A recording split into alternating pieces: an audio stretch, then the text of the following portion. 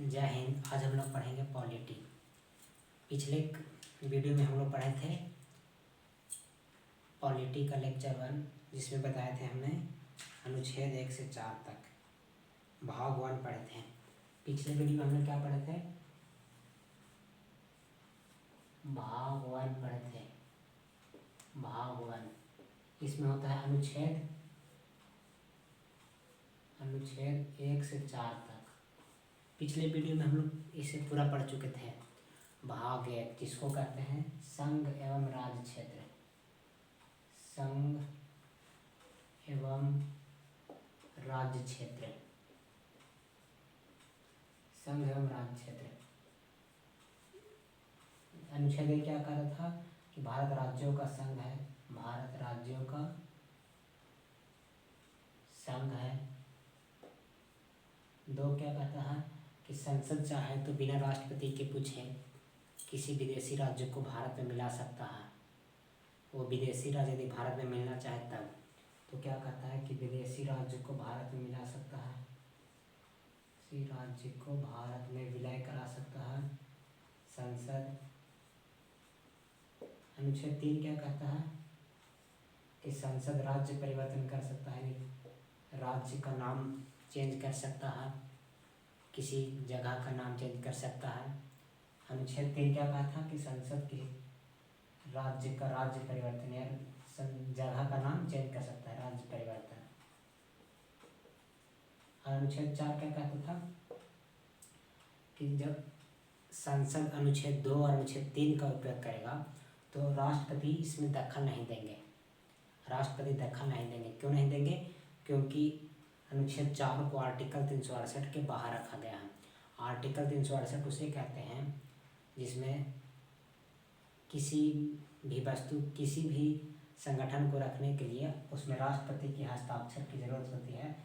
राष्ट्रपति की हस्ताक्षर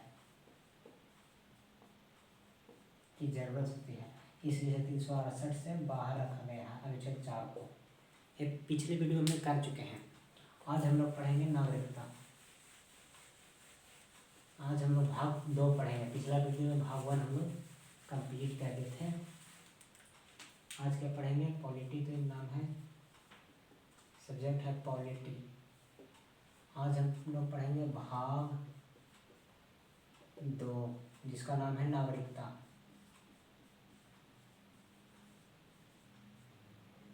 भाग 2 नागरिकता। आज हम लोग पढ़ेंगे भाग 2 नागरिकता। नागरिकता क्या है? तो जिस प्रकार से आपका आधार कार्ड है, पैन कार्ड है, राशन कार्ड कुछ भी है, वह है हमारे भारत होने का सबूत, कि भारतीय होने का सबूत। उस किसी भी जगह, जिस जगह या परिवेश में आप लोग रहते हैं, उसी वहाँ के नागरिक होने का सबूत ही नागरिकता कहलाता है।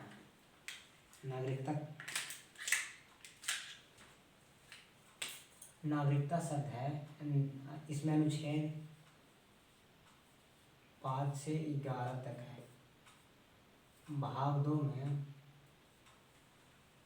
2 में अनुच्छेद 5 से 11 तक है और भाग 1 में अनुच्छेद 1 से 4 तक हम लोग पिछले वीडियो में पढ़ चुके हैं।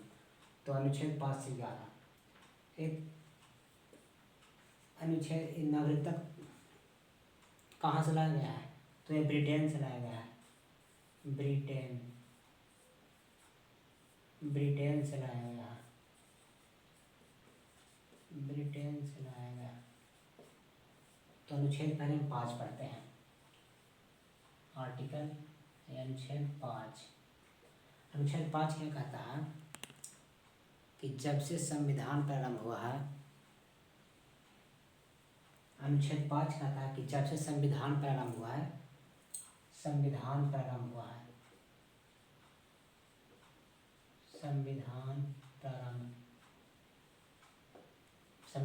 कब हुआ? 26 जनवरी 1950 को। जब से संविधान प्रारंभ हुआ उसी दिन से सभी को नागरिकता दे दी जाएगी। अनुच्छेद 5 से क्या होता है कि उसी दिन से सभी को नागरिकता दे दी जाएगी। सभी लोग को जो भारत में हैं उन सभी को 26 जनवरी 1950 से नागरिकता दे दी जाएगी। और अनुच्छेद 6 क्या कहता है? 6 जब भारत आज़ाद हुआ था तो उसके एक दिन पहले ही भारत पाकिस्तान से अलग हो गया था। तो जब भारत पाकिस्तान से अलग हो जाएगा तो भारत के कुछ लोग पाकिस्तान में भी चले गए होंगे। तो पाकिस्तान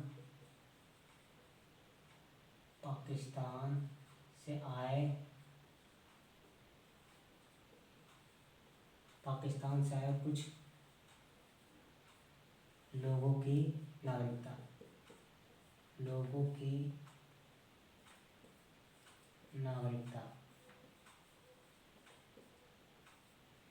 जब भारत पाकिस्तान का बंटवारा हुआ तो भारत के कुछ लोग पाकिस्तान में चले गए, तो उन सभी को नागरिकता देना तो जरूरी है क्योंकि वह भारत के ही हैं।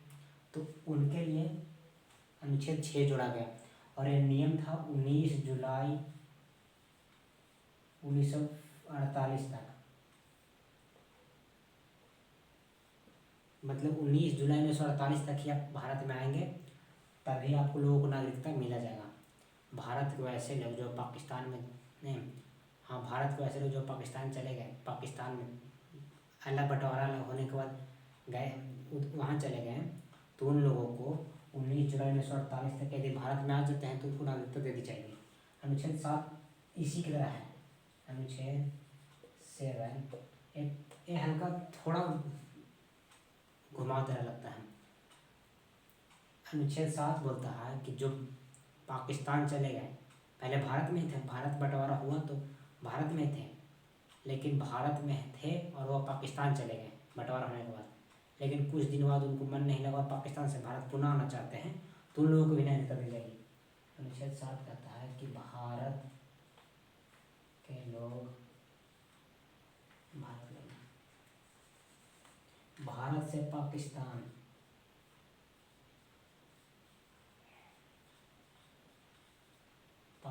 और पुनः भारत लौटने वाले लोगों की नागरिकता।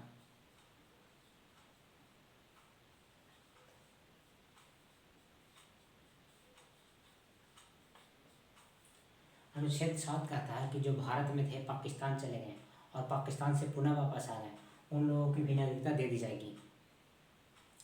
लेकिन अब अनुच्छेद 7 और अनुच्छेद आर्टिकल 6 और 7 का उपयोग नहीं होता है क्योंकि अब न तो कोई भारत जाएगा ना पाकिस्तान, और अब थोड़ी ना आज बंटवारा हुआ है। आर्टिकल 8 क्या कहता है? अनुच्छेद 8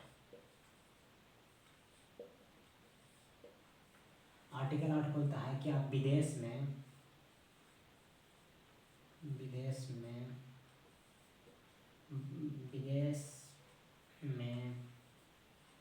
भ्रमण कर सकते हैं, घूम सकते हैं, कि नौकरी कर सकते हैं और विवाह कर सकते हैं। अनुच्छेद 8 यह अधिकार देता है भारतीय लोगों को कि आप विदेश में घूम सकते हैं, वहाँ रह सकते हैं कुछ दिन के लिए, और नौकरी कर सकते हैं, विवाह कर सकते हैं। अनुच्छेद 8 यही बस बोलता है। फिर से बताते हैं। अनुच्छेद 5 बताता है कि जब संविधान परिणाम हुआ था तभी से सभी लोगों की नागरिकता दे दी जाएगी। 6 क्या कहता है कि पाकिस्तान से आए कुछ लोगों के लिए नागरिकता 19 जुलाई 1948। इसके बाद आएगा तब परमिट रूल रहेगा, परमिट रूल, इसके बाद आएगा तो परमिट रूल लगेगा। अनुच्छेद 7 कहता है कि भारत से पाकिस्तान और पुनः पाकिस्तान से भारत आए हुए लोगों की नागरिकता दे दी जाएगी। अनुच्छेद 8 क्या कहता है कि विदेश में रह सकते हैं, घूम सकते हैं, नौकरी कर सकते हैं और विवाह भी कर सकते हैं। अब अनुच्छेद 9 बताते हैं, 8 बोलते हैं अनुच्छेद। अब अनुच्छेद 9 बताते हैं।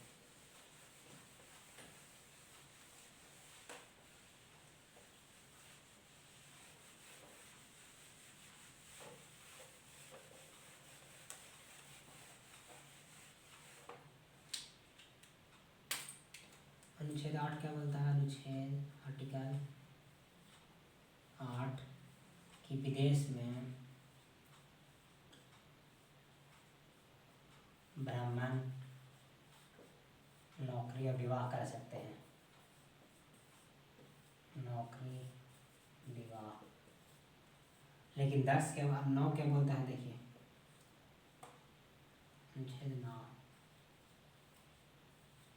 अनुच्छेद 9 बोलता है कि अनुच्छेद 9 बोलता है कि यदि आप विदेशी नागरिकता ले लिए तो भारतीय नागरिकता रद्द कर दी जाएगी। विदेशी नागरिकता लेने पर भारतीय नागरिकता समाप्त। यदि विदेश में रह वहाँ विवाह कर ले तो ठीक है, विदेशी नागरिकता लेने पर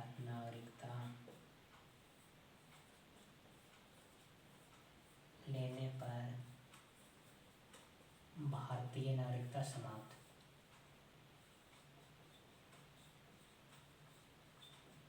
नागरिकता समाप्त कर दी जाएगी, भारतीय नागरिकता समाप्त कर दी। देखिए अनुच्छेद 8 बताता है, हमें अधिकार यह देता है कि आप विदेश में घूम सकते हैं, रह सकते हैं, विवाह कर सकते हैं, नौकरी कर सकते हैं वहाँ, लेकिन यदि वहाँ की नागरिकता लिए तो आप भारत की नागरिकता समाप्त कर दे सकते हैं, भारत की नागरिकता आपको हट जाएगी।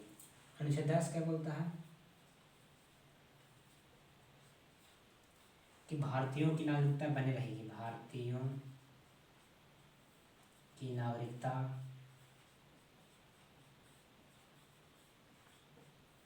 बनी रहेगी जब तक कि कोई देश विरोधी कार्य न करे, कोई देश विरोधी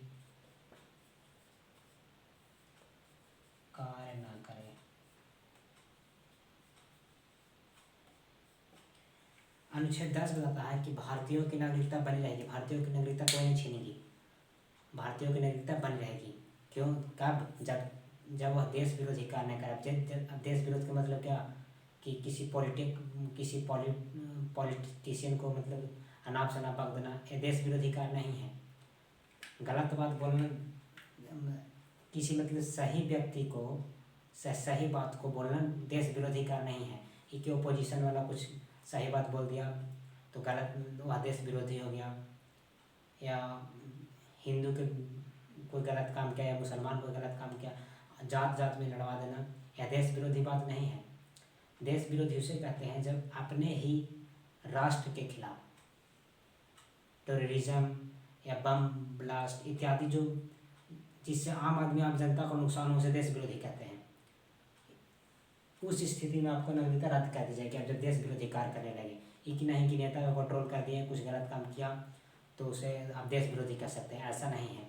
आप अपने ही राष्ट्र के खिलाफ टेररिज्म कर रहे हैं या किसी दूसरा कोई राजदूत भारत में आया और आप उसे गाली दे रहे हैं, चाहे उस राजदूत को अनाप शनाप बोल रहे हैं उसके समक्ष, तो यह देश विरोधी हुआ। अब 11 क्या बोलता है? अनुच्छेद 11 बोलता है कि नागरिकता संबंधी कोई भी कानून, नागरिकता संबंधी कोई भी कानून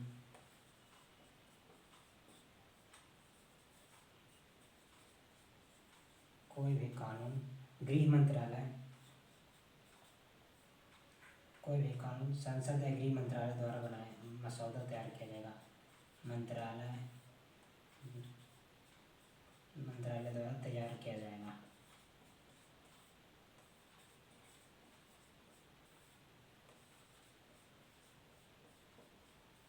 अनुच्छेद 10 का 11 बोलता है कि नागरिकता संबंधी कोई भी कानून संशोधन या लाना हो तो इसके लिए इसका मसौदा होता है ना, जो प्रारूप बोलते हैं, ड्राफ्ट, या गृह मंत्रालय तैयार करेगा और लोकसभा और राज्यसभा में पारित होगा, तभी नागरिकता संबंधी कोई कानून आएगा संसद द्वारा।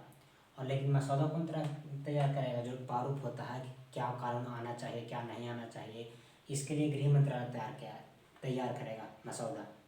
इस प्रकार से नागरिकता तो समाप्त हो गया। लेकिन अब थोड़ा समझ लेते हैं नागरिकता प्राप्त करने की विधि।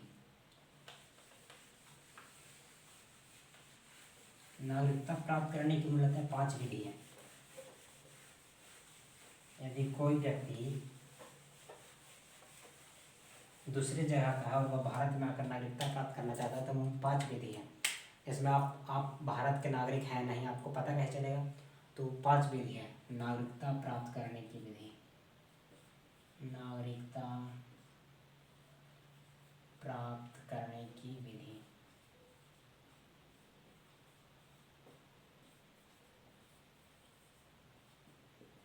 पांच है। पहला, जन्म के आधार पे।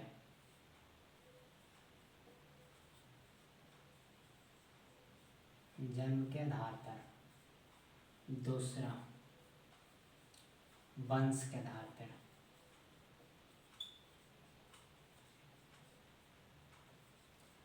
तीसरा, पंजीकरण। चौथा, देशीकरण।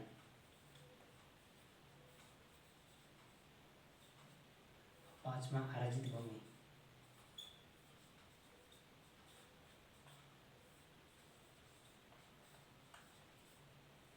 नागरिकता प्राप्त करने की मूल्यता पांच विधि। जैसे हम लोग को नागरिकता हमारे वंश के आधार पे है, वंश के आधार पे है और जन्म जन्म दोनों के आधार पे है।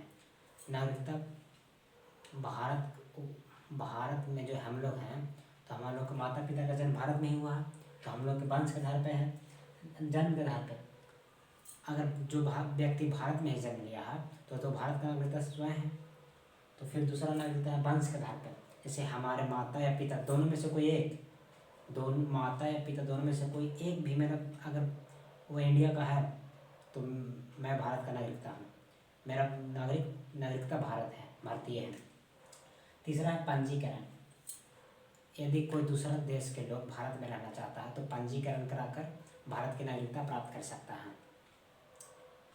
पंजीकरण कराने के लिए नियम है कि वह कम से कम मिनिमम 7 ईयर भारत में रहे और यहाँ कोई से विवाह कर ले, 7 ईयर रहे। यदि कोई श्रीलंका का व्यक्ति चाहता है कि मैं भारत में आकर भारतीय नागरिकता प्राप्त कर ले, तो उसे 7 साल रहना होगा और वह 7 साल रहना होगा और उसे यहाँ विवाह करना होगा, मिनिमम 7 साल।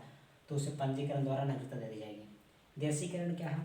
तो देशीकरण भी पंजीकरण के लगभग सेम है। इसमें मिनिमम 10 ईयर रहना होता है और उसे एक भारतीय